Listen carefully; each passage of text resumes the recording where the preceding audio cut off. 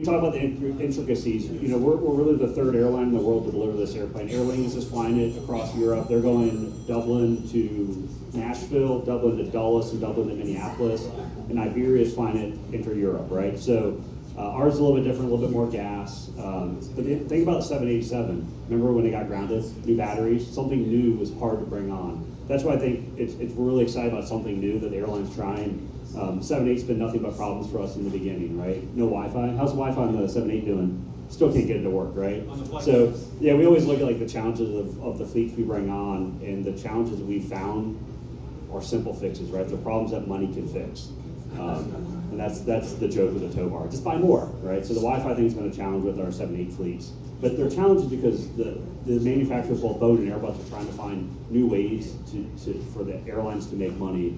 And to the point of more 787s, I think we all want 787s or 350s or 777s, but there's just no market there. People want this very unique, hey, if we can go back to Helsinki, back to Stockholm, Marrakesh, Mallorca, markets at a 787, 300 people, we're not looking for 300 coach, we're looking for that 20 passengers are gonna pay $10,000 for a first class seat.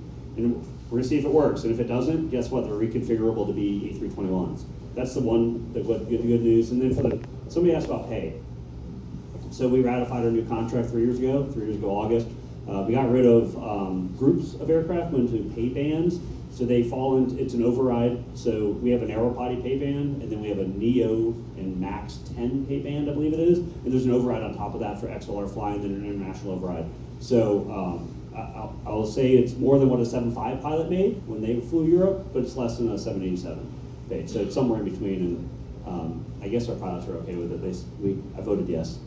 So, but we're going to see what happens when we first fly the jet, and people are like, this is not totally worth it. So Josh talked about JFK is our new bid status. So if you've retired beyond the last 2 years, our airline moved into an all international. We don't have domestic anymore. The final bases will be combined in this last bid status. We're going to have one domestic bid status left, and that's JFK. And that's only to basically block off the XLR flying, so we can qualify just a small group of Airbus pilots up in New York, but everybody else is going to be qualified to fly anywhere outside of Hawaii, Deep South, or Europe, which I'll say is kind of industry standard. Delta United, right? We train our people to fly into the waters, airspace, and down to Mexico. So we'll train these unique pilots, and we're all nervous about who would bid this aircraft. I've been here 18 years, and I can't hold it in the left seat right now. So a lot of people wanted it. Our FOs.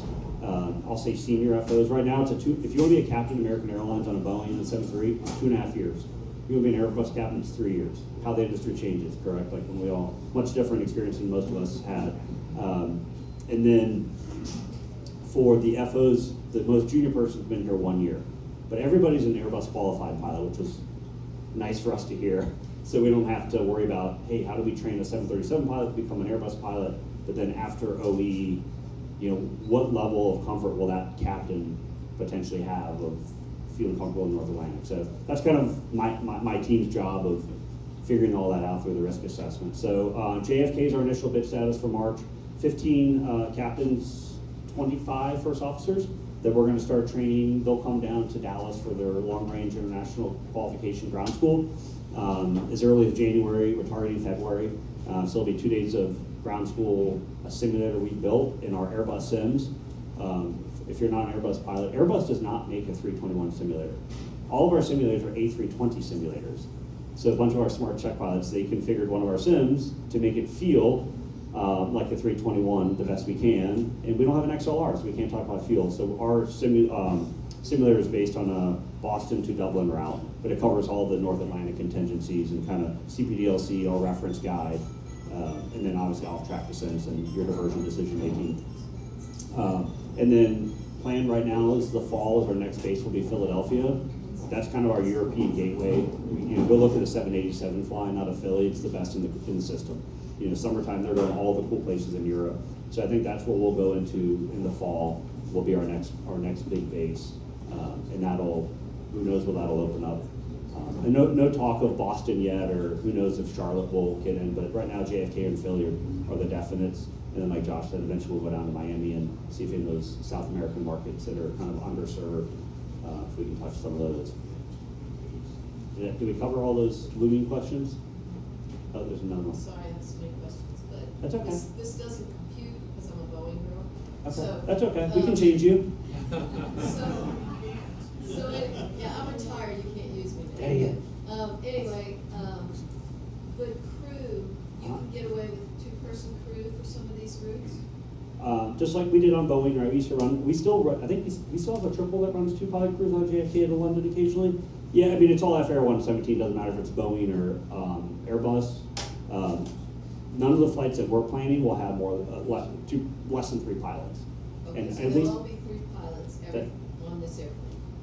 for the mission we're scheduled for. Now, if we want to go JFK to Keflavik, there'll be 2 pilots, right? Or Philadelphia to Keflavik, or somewhere that's less than 9 hours or within our realm of comfort. Right? We're not we don't want to send 2 pilots knowing that if they have a delay, they're going to time out. Right? So, yeah, we're going to treat this like we have with the triple currently, and then what we do with the 7576 out of Philadelphia, New York in the past. So, Good job, Tom. but most of the flights will have 3 or 4 pilots initially because it'll be a bunch of check pilots training check pilots and check pilots training captains and all that because we don't have IROs yet, right? Or FBs, whatever. We don't have any of those people yet. We have to figure that out. So that becomes the first question, you guys. It's the chicken and egg question. So Josh says, I have this really cool new toy. I can't wait to fly it. And I said, how am I going to train it? He says, I don't know. You have check pilots, right? I said, yeah, but none of us have an AE division call. Well, didn't you all fly the wide body? I said, yeah, but not as captains. What do you do? Yeah, how do you convince a 787 check pilot to come back to the Airbus? Yeah, they don't, right? They don't want to come hang. They don't want to be comfortable, right? So, no, as you can tell, we have a lot of interfleet fun with each other. So, what Josh and we sat there and pondered because this has been a project that the airline's known about for 5 years, and then really 3 years ago, it's like, all right, we're buying up, and there's been some delays. Then our predecessors were working on things, and all of a sudden, Josh and I are in these positions when it's really going to happen. We're like, what are we doing? We've talked about it, right? We have some people in mind, and we know what we want to do. So Josh, I give him all credit. He says, why don't we just fly an empty Neo to Europe? I'm like, can we do that? He says, I don't see why not. So he went to his boss's boss and talked to all the smart people on the regulatory side and says, hey, we have this airplane. We'll operate 121, but let's kind of use Part 91-ish rules.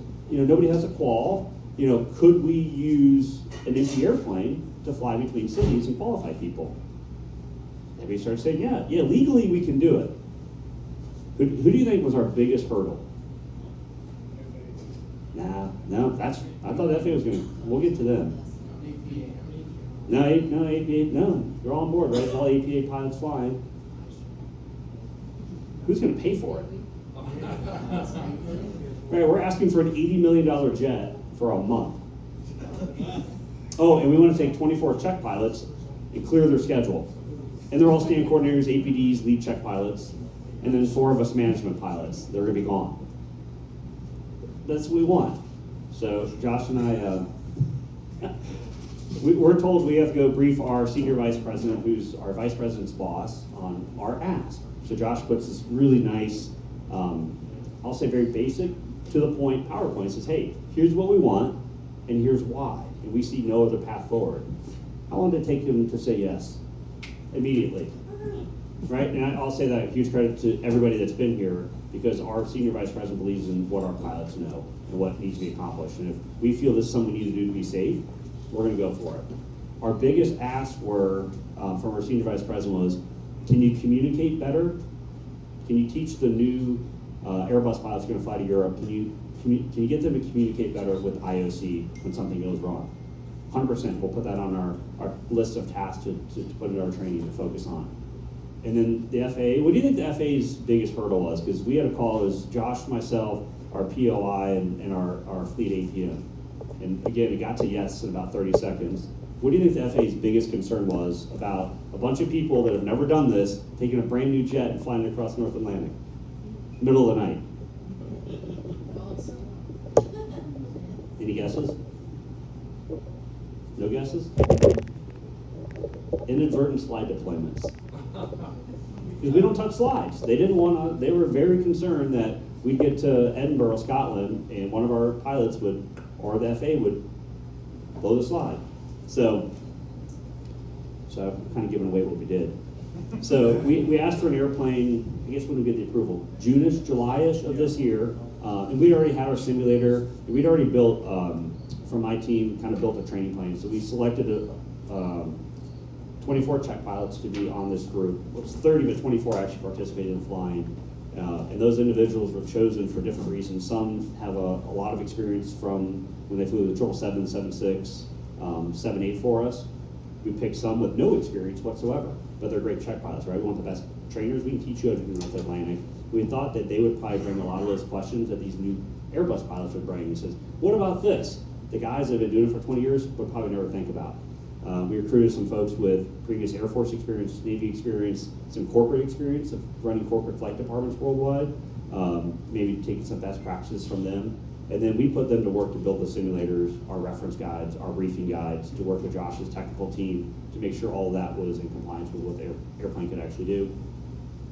And then for them to kind of build up before we just threw them in the jet, we sent them through the LIQ ground school like every other Atlantic Europe pilot, and then we did 3 days of LIQ simulator. So they sat, every day was a different seat, right seat, left seat, then they sat their final day in the instructor seat to be able to teach those procedures. We thought that was a critical piece. You don't have to do it, you don't just need to be able to do it, you need to be able to teach why we do these procedures.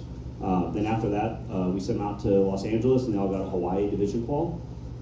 I mean, good living working for me, right? I mean, I was like, man, these guys got the best job. So they went out, got their Hawaii qual to get that kind of like, we call it Europe light, circle and tick and all those diversion decisions. And then we did a minimum of at least 1 day of deep dives. It was an 8-hour course taught by a combination of 78777 and our international experts, focusing on more in the weed stuff. So now we fast forward, now it's getting August, and we're like, okay, we got approval for an airplane, we have 24 people, they're gonna let us fly. Now what? Who do you call first?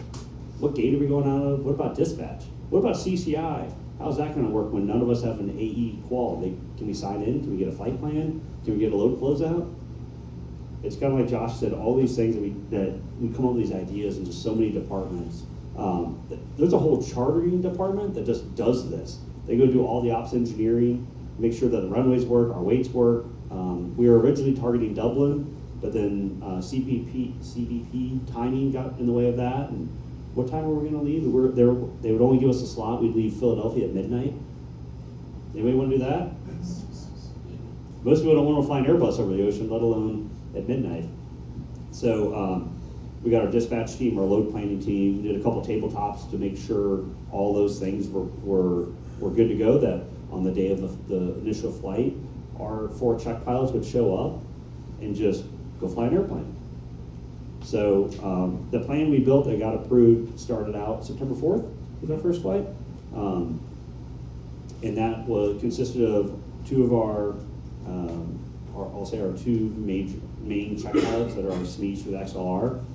And they were in the co-pilot captain seat. We had one of our FA pilots or FA representatives in the jump seat, and then one of Josh Hall's technical pilots that's dual qualified on the Airbus and the 78. So he's a captain with an A division qual. So we always had somebody with a qual on the airplane. And they flew from Philadelphia to Edinburgh with 196 open seats. And they made it successfully. I think we were on time once, but nonetheless. So we get to Edinburgh, and then they had their overnight, and the 7-8 crew that was there looked at us weird every single time they saw us, like, what? And by like week 2, they were like, hey, are you that Airbus crew? We're like, yeah, we're them.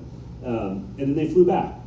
Now those, I'll say the first 4 flights, first eastbound flights, had 2 check pilots, FA, and one of Josh's team. After that, we had 8 Airbus qualified check pilots. And those 8 took the rest of the 16. And they went back and forth. So those 8 all did between 3 and 4 crossings. So obviously me in the co-pilot seat, Colin Bailey, he's kind of my deputy, another Airbus captain that helps us out in the training world. And then Captain Danny Ryan and Gautam Samat, those are our 2 XLR SMEs. So that was when we went over. So Danny and Gautam each did 4 crossings, training all the check pilots to do this. So we went back and forth. for 22 days doing that. And then what we learned from that was we built a really good reference guide, but man, we got back, we started talking about, should we draw rings? Should we put ETOP entry points, exit points on the nav display, or for a Boeing person MFD? And I think we're 99.9% really happy. It is. It was really cool because we learned a lot of really neat stuff, but nothing was earth-shattering, right? We built a really good plan. We did successfully. They put us on JetNet apparently, and to Josh and I, to us it was just our new toy. We're really excited about it. But the airline is just going crazy over this for what they think they can do with this new airplane in the market. And now our new task going forward is Josh has brought us an airplane. Now those 24 check pilots are now going to go recruit 20 more. We'll be our second round, our second group, and they're going to same thing, kind of their initial build up, ground school, the simulator, the Hawaii, but their qualification is going to be on a revenue flight starting in March. It's a little bit different. So we'll have approximately 45 check pilots qualified with an A division qual. All the training will be in Dallas. We have a simulator in Charlotte. Oh, so if you're not an Airbus pilot, we have 3 training centers. We have one in Phoenix with a simulator there. It was an old simulator that training center U.S. Airways owned. We sold it to CAE. We're renting space there now, but we have a simulator there for all our West Coast Airbus pilots. We have a training center in Charlotte, the original U.S. Airways one, and the last remaining American Airlines stuff, minus our regional carriers, are 5 Airbus simulators. But one of those simulators is capable of training. So we could train there as well for the XLR Atlantic Euro qual. Right now, we're going to do everything in Dallas. Any guess on how many Airbus simulators the airline has? 18, with plans to purchase another one. So yeah, it's massive. It's a massive fleet through 3 training centers. So those check pilots are going to get qualified, and then starting February, we're going to start seeing line pilots come through. And we're going to spend the next about 8 months, majority of the revenue flights will have training going on, which is pretty exciting, but nerve-wracking from a staffing standpoint. Do we have any exciting photos? Let's see. Yeah, it's just a bunch of photos of us flying. There's for people that are really, I think all of us like airplanes, otherwise we wouldn't have been in this industry. There's a whole group of individuals that don't fly them, they just love taking photos of them. They call them plane spotters. I had no idea how big it was. You found the photo, right? It was on, before we made it to the layover hotel. So that was the first flight, the top left, that's Danny and Gautam. We laughed because they're both looking left and right, but you can only turn left off the runway. I'm like, Gautam, where are you looking? No, turn right. But that's from a plane spotter, and there's a whole Facebook page. It had all of our, they were just super excited to see an Airbus, an American Airlines A321 land in Edinburgh. And then that's a mixture of all the crews going through. So I'll say we all felt kind of famous because nobody believed that American Airlines would give a bunch of pilots an empty airplane for a month and said, have fun in Edinburgh. And I actually almost got arrested. So I went and come through duty free, you can buy all this stuff. What's the one thing that nobody wants to eat when they're in Scotland? Haggis. I tried it. Wasn't great. I bought some. You can't import, certain types of haggis are illegal to import. Customs and Border Patrol is very good at recognizing those things. Did they take that away? No, I got it. I talked my way around it. I thought I was going to get arrested when I got stopped for that in customs. So I had a can of haggis. So, yeah. What questions do you guys have? I probably rattled off. I didn't even touch any of the points I wanted to touch, but before Charlie kicks me off. What questions? Shoot, man. First, thanks for coming to talk to us real quick. A couple of softball questions, if I may, about LRD. Of course. Load reduction device. Yeah. For the audience, the load reduction device takes that big fan on the front of the engine on the Neos and the XLRs and it basically breaks some bolts, so it drags the fan against the acoustic liner to slow it down in the event you have a blade off of that. The 2 events for Southwest in 2023 resulted in some NTSB action. And Boeing has promised vaguely a solution by Q1 maybe-ish.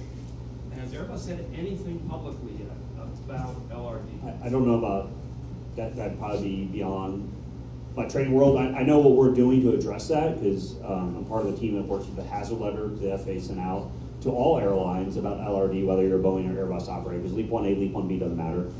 Differences, obviously, in how Airbus ducting works versus how a 737 ducting worked. We're a little bit fortunate that ours is a little bit better mixed. But I know from a risk perspective, when we went through the hazard analysis and put into our risk management worksheet to mitigate all that, it's not about a procedure, right? Because if you're a pilot, Boeing or Airbus, and all of a sudden you're at 100 feet, or you're 30,000 feet, and your flight deck fills with smoke, we have an action. I don't care what caused it, you have one action. Put your oxygen mask on, survive, establish great communication, and then let's fight it from there. So I don't know what, and then we look from a training world too, of what's, we don't have any simulators that are capable of even doing that. And then we've talked about, does it make sense to simulate it with a bird strike, or say, hey, none of us really like yelling at a student saying, hey, it's filled with smoke. It doesn't feel real, right? You don't get that startle effect. So, I mean, I don't know what, from the legal perspective that Airbus is approaching, like Boeing has. I know they're all committed to mitigating that from occurring. Sorry, I don't have a great answer. No, I know what we're doing to mitigate the risk. Yeah. Not since we talked last. Airbus put out an FOT that described the LRD device and what can happen. And they've said that obviously, like Tony said, when you have smoke, any sort of smoke event, you put the mask on, and then in order to adequately address that situation, you follow the ECAM action just like you've been trained for everything else. So over and above that, there's no other things that have come out from the manufacturer, and we're going to do what the manufacturer and the regulator says to do. But we have world-class training, I would say, in this department. We have very resilient crews that deal with smoke, odor, fume events, regardless of what the cause is, whenever they occur. So we continue to train our crews. We put out a fleet bulletin, both on the Boeing side and the Airbus side. Boeing changed procedures, but really they just pointed to the severe damage checklist, pointed to the smoke checklist. The smoke checklist pointed to the severe damage checklist. That it's not compatible with our ECAMs and our QRH follow-ups. But we put out information to the pilots. I've addressed it in stand meetings to the check pilots for them to address that personally with the crews. But really, it's in any emergency, any case, it's about threat and error management. Looking at the situation that you have, adequately communicating with your flying partner, using the resources that you have to bring that to a logical and safe conclusion, to reunite our passengers with their families. So that's what we expect from our crews to do, and our crews are very well trained, thanks to Tony and the training team. So I'm fully confident that they're able to cope with LRD activations or anything else that they see out in the system. I can speak to the training part for a minute. Yeah. So, when the hazard letters came out, all the airlines received, every airline is going to do something different. We're implementing on not all, the two fleets, our two largest fleets with the LEAP engines. So we have training in the 2026 curriculum that begins December of this year. So another month, we'll have that training in our RAD. You guys all remember the RAD? I remember those days. Things have probably changed a little bit, but we still have a training portion where we're going to talk about in the briefing about what LRD is. For the 737, about 20% of the fleet for us, that percent grows as we get more NEOs and XLRs. But at the end of the day, don't focus on the LRD. Let's go talk about what it looks like, make sure we're comfortable. Does anybody remember putting the oxygen mask on the flight deck? Remember that? Remember smoke and goggles? Anybody here fly with goggles? Right, 80 pilot. I was a Dash 8 pilot, so I remember those. But all of our fleets now have a quick donning. It's pretty simple. But if you weren't around flying during COVID, guess what? We stopped training with that because there was a risk of infection. So we went 5 years without training this. So that's another piece that we realized that, hey, this is actually a double benefit. So if you were never a 121 pilot, if you came out of the military or corporate and you never had that training, holy smokes, it's probably good that we train this. It's not about putting the mask on, but how do you communicate? How do you make a PA? How do you talk to this person? Or like for us as a 3 or 4 pilot crew, if this happens at 6,000 feet, how do you talk to all 4 pilots? And that's what we're trying to figure out, because we don't want pilots, is it ever good to like look down when you're flying? Like everybody look down? We have all these accident reports. I mean, go back to the Eastern crash in the Everglades, right? Everybody's looking at one thing. Singularly focused on one item versus flying the aircraft. So that's kind of and that's what we submitted to the FAA, and the FAA's on board, and they approved that mitigation for us. So, he said a softball. That was a chin music. I like it though. Yeah. Sorry, I'm Hey, using Tony, terms. does Boeing, and this is, I like when the question starts with this is not political, but does Boeing have any product that compares to the A321XLR? No. So now you look at what United has, right? They're a primarily 737 fleet, but they've ordered XLRs. Alaska has transitioning out of their Airbuses. They're trying to, but now they've merged with Hawaiian, so they're getting some Airbuses. But Alaska and United uses the 737 MAX 8, MAX 9, and then when this MAX 10 ever gets delivered, they're using them on ETOPS flights. United runs out to the Azores. They're going to Greenland and Iceland with it. But and then pre-COVID, Norwegian Air was a low-cost carrier. They ran Maxes from Dublin, I thought, to like Stewart Field, New York, Providence, Rhode Island. So it's not a slam on Boeing. It's just it's a different cabin. I mean, it can kind of, a MAX 8 or a MAX 9 it can go ETOPS, but it's not going to do what the XLR can do. Does that make sense? And I think the MAX 10, I know we're delivering some, hopefully 2027. As of now, we've chosen not to make it an ETOPS aircraft. But I think what Boeing does well, at least for us, is it's what our fleet can't do is, if you guys all remember Guatemala, San Jose, we call it TQ now. What do we used to call it? LT, the old LT cities. So the 319, 128 seats works great for us, but we can't bring the 196 seat 321 in there. If you talk to any Boeing pilot, the easiest thing you do to make fun of an Airbus pilot is, how's your climb rate above 6,000 feet, right? We're just low and slow. 737's got great performance. So that's kind of what, at least I think what we've put our fleet to use on. They go to all the cool, crazy terrain cities down south, but they're not gonna have the range or the niceness for Europe. So maybe they'll make something. I know Boeing is still trying to figure out, they're trying to figure out the 78 disaster, the KC-46 disaster, the MAX disasters with MCAS. They're trying to redefine itself, and I think we're all rooting for them because they make a great product. For all of us who've flown Boeings, that 73 is an awesome jet, but whatever they make next is going to have to be better than that. So, any other zingers or easy ones? What if they're going to do is not sell airplanes with one angle of attack indicator? Yeah, well, it's interesting because when we went into that, those are things that American Airlines, right, be proud of our organization that those are things, we buy all the goodies, but yeah, make it standard equipment, all the safety stuff. Yeah. And also, the ailerons on the 777 pilot who are on maybe below 1,000 feet accidentally or whatever, you wouldn't be able to turn them. Yeah. What else would you do?